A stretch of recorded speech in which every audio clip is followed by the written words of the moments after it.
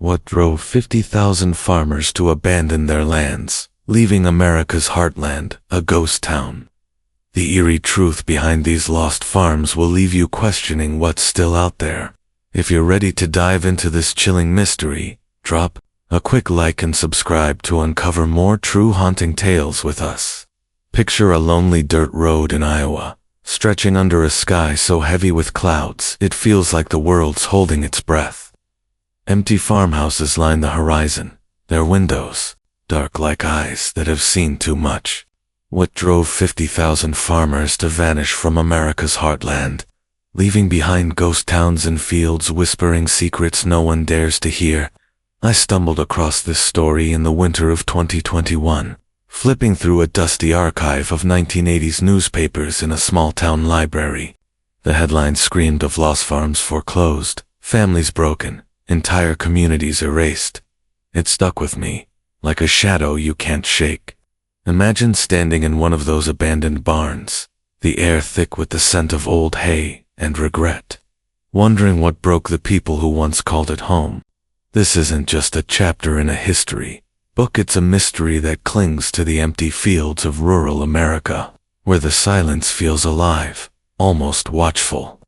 Let's rewind to the early 1970s, when America's heartland was riding high. Farmers were the backbone of the nation, and the world was hungry for their crops. The Soviet Union's 1972 grain deal with the U.S. sent wheat prices soaring, and the government urged farmers to plant fence to fence. They did. Families like the Thompsons in Nebraska took out loans to buy more land, shiny new John Deere tractors, and the latest irrigation systems. They believed the boom would last forever. Why wouldn't they? The soil was rich, the markets were booming, and the American dream felt like it was growing right out of their fields. But by 1981, the dream turned into a nightmare. Interest rates spiked to a crushing 21.5% under Federal Reserve policies to curb inflation.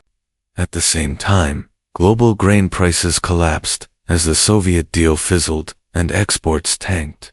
Farmers who'd borrowed heavily to expand were suddenly drowning in debt they couldn't repay.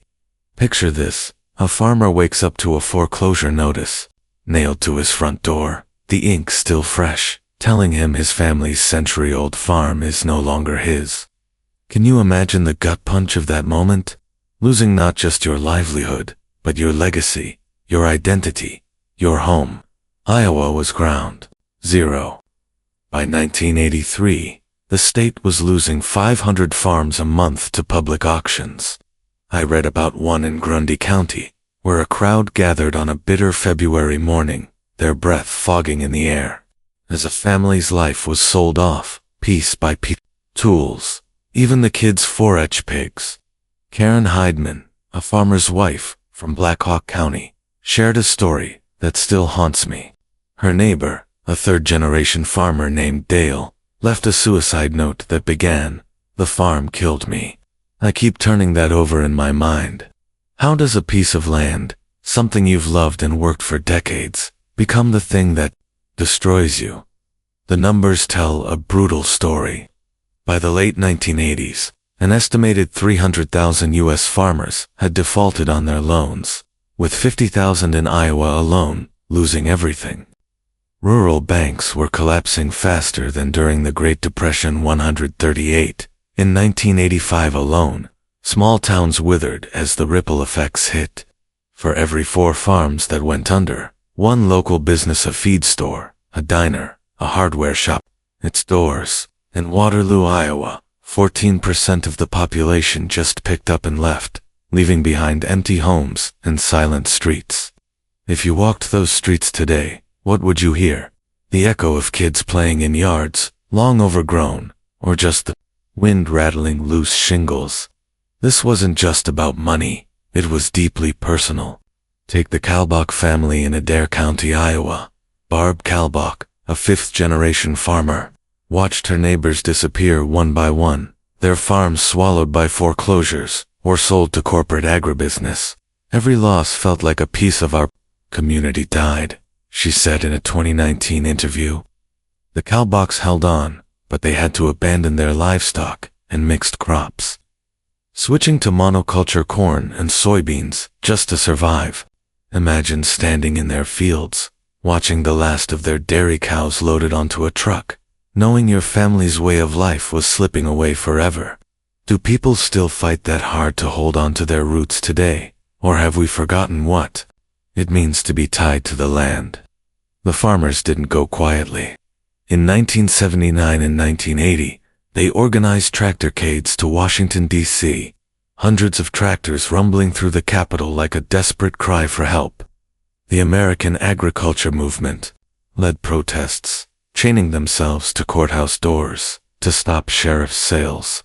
In 1985, Willie Nelson launched Farm Aid in Champaign, Illinois, with 54 acts performing for 78,000 people, raising $9 million to keep farmers afloat. I remember watching old footage of that concert, seeing the crowd sway to Sweet Home Alabama, while farmers in the audience wiped tears from their eyes. But for too many, the help came too late. The 1985 Farm Bill and Chapter 12 bankruptcy in 1986 offered some relief. But as one Minnesota farmer put it, it was like handing a drowning man a paper towel. Why did it take so long for anyone to throw a lifeline? Now, let's turn to Canada, where the story gets even stranger. While America's heartland bled, Canada's agricultural sector was quietly thriving. By the early 2000s, global demand for wheat, canola, and barley sent Canadian farm incomes soaring. Jason Henderson, a Federal Reserve economist, noted in 2010 that Canadian farmers were flush with cash, buying new equipment and expanding operations. Tractor sales doubled, and grain bins gleamed across the prairies like silver sentinels. Meanwhile, U.S. farmers were still clawing their way out of the 1980s wreckage. I keep asking myself, how could two countries, neighbors sharing a border, end up on such different paths? Was it better policies, smarter investments, or something nobody's talking about? The contrast deepened over time. The 2022 USDA census showed the U.S. lost 141,733 farms since 2017, a 7% drop. Over 20 million acres of farmland, an area the size of Maine, vanished from production. Small farms, those earning less than $350,000 a year, now produce just a quarter of US food, down from nearly half in 1991. Meanwhile, Canada's agricultural boom rolled on. The 2023 USDA AFIDA report revealed Canada as the top foreign buyer of U.S. farmland, holding 12.8 million acres. That's enough to cover Rhode Island 10 times over. Are Canadian investors quietly claiming the heartland America lost? The thought sends a shiver down my spine, like someone's walking over a grave. Drive through a place like Fremont, Wisconsin, and you feel the weight of what's gone. Brenda Cochran, a dairy farmer, described her town as facing a wholesale removal of our rural class. 2 neighboring farms were auctioned off in 2023, and the local dairy supply store is hanging on by a thread. Young people are leaving, seeing no future in farming. Cochran's words hit hard. By 2040, 70% of Americans will live in 15 states. The regions around family farms may become our next ghost towns. I read that and felt my stomach twist. What happens when an entire way of life just fades away, leaving nothing but empty fields and memories? The abandoned farms are the eeriest part. In the Midwest, you'll see them everywhere. Sagging barns, fields choked with thistles, houses with boarded windows that seem to watch you as you drive by.